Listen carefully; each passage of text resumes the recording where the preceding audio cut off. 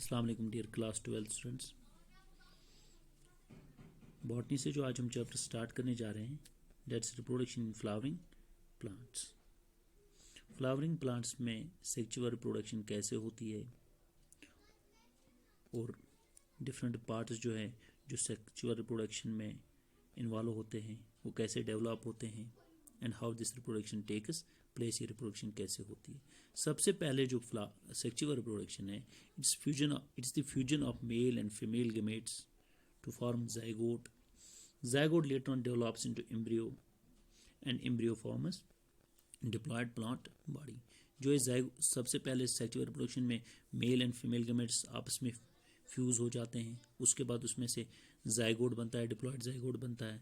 Zygote धीरे धीरे embryo में डेवलप होता है और एम्ब्रियो फाइनली प्लांट में डेवलप होता है। ये जो पूरी प्रोसेस है, this whole process in flowering plants, ये जो पूरी प्रोसेस है ये एक स्पेशलाइज्ड ऑर्गन में, ये जो पूरी प्रोसेस है ये एक स्पेशलाइज्ड ऑर्गन में होती है। This whole process in flowering plants takes place in a specialized organ what we call as flower, जिसे हम क्या कहते हैं, फ्लावर कहते हैं। ये जो पूरी प्रोसेस है ये एक स्पेशलाइज्ड ऑर्गन में होती है जिसे हम फ्लावर कहते हैं। फ्लावर की डेफिनेशन जो है उसे हम यूजुअली कहते हैं it's a modified shoot specialised to carry out sexual reproduction. ये एक शूट का ही एक किस्म है जो मॉडिफाई होके फ्लावर में चेंज हो जाता है, जो मॉडिफाई होके रिप्रोडक्टिव ऑर्गन में चेंज हो जाता है, तो उसे हम फ्लावर कहते हैं। सबसे पहले जो ये फ्लावर है, ये जो फ्लावर है ये किसी भी प्लांट के ब्रांच या शूट के साथ जहाँ पे कनेक्ट होता है उस जगह को हम फ्लावर की बेस कहते हैं। फ्लावर की बेस कहते हैं जहाँ पे किसी भी फ्लावर के शूट या ब्रांच के साथ कनेक्टेड होता है। जहाँ पे ये कनेक्टेड होता है वहाँ पे कभी कभी स्मॉल लीफ लाइक स्ट्रक्चर्स होते हैं, वहाँ पे कभी कभी स्मॉल लीफ लाइक स्ट्रक्चर्स होते हैं जिन्हें हम ब्रैकेट्स कहते हैं, जिन्हें हम ब्रैकेट्स कहते हैं। ये जो ब्रैकेट्स हैं ये लीफ की बेस पे ये फ्लावर की बेस पे होते हैं, इन्हें हम ब्रैकेट्स कहते हैं। ऑन दिस बेस कभी कभी हम ये भी कहते हैं कि ये फ्लावर ब्रैक्टेट है या ई ब्रैक्टेट है। अगर फ्लावर के बेस पे ये लीफ लाइक स्ट्रक्चर्स होंगे तो हम कहते हैं ये फ्लावर ब्रैक्टेट है, अगर ये ब्रैकेट्स एब्सेंट होंगे तो हम कहते हैं ये फ्लावर ई ब्रैक्टेट है। उसके बाद जो एक ब्रांच होता है जो इस बेस और थैलमस को आपस में कनेक्ट करता है तो उसे हम पेडिसल कहते हैं, उसे हम पेडिसल कहते हैं। जो फ्लावर का जो ब्रांच होता है जो इसे शूट के साथ, किसी भी शूट के साथ कनेक्ट करता है उसे हम पेडिसल कहते हैं। कभी कभी इस पेडिसल पे भी लीफ लाइक स्ट्रक्चर्स होते हैं, स्मॉल लीफ लाइक स्ट्रक्चर्स होते हैं जिन्हें हम ब्रैक्टियोल्स कहते हैं। ये सभी फ्लावर्स में प्रेजेंट नहीं होते बल्कि किसी किसी फ्लावर में होते हैं, तब इन्हें हम इन लीफ लाइक स्ट्रक्चर्स को जो पेडिसल पे होते हैं इन्हें हम ब्रैक्टियोल कहते हैं।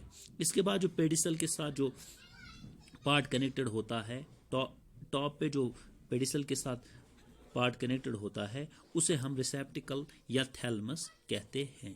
थैलमस पे 4 टाइप्स ऑफ वर्लस कनेक्टेड होती है। थैलमस के ऊपर 4 टाइप्स ऑफ वर्लस होती है। 4 types of leaf like structures होते हैं। ये एक्चुअल में लीव्स ही होते हैं जो मॉडिफाई होके डिफरेंट टाइप्स ऑफ वर्लस बन जाते हैं।